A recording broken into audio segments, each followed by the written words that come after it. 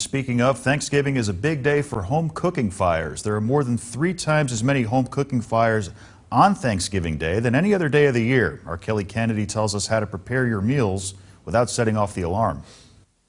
Home cooking fires are the leading cause of fires in the U.S. And with all of the distractions that come with cooking your Thanksgiving meal, it's important to remember the safety precautions you should be taking when in the kitchen. The biggest thing that you can do to be safe in this holiday season is make sure that you stay in the kitchen when you're cooking.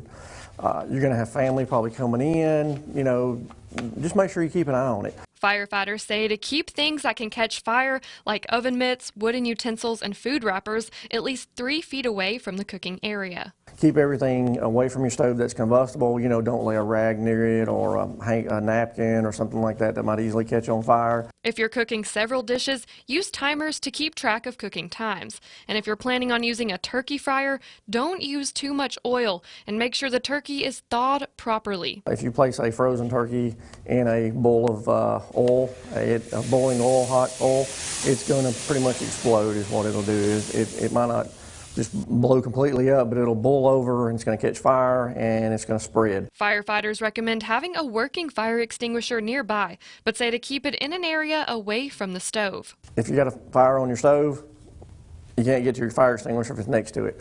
So you might want to keep it across the room near an exit door, but also not only to have a fire extinguisher, make sure that you know how to use that fire extinguisher. And make sure your smoke alarm works. Test it before cooking. Putting the Valley first, Kelly Kennedy, WZDX News. And you should also cook with a lid next to your pan, because if you have a fire, you can put it over the pan and turn off the burner to put out the fire.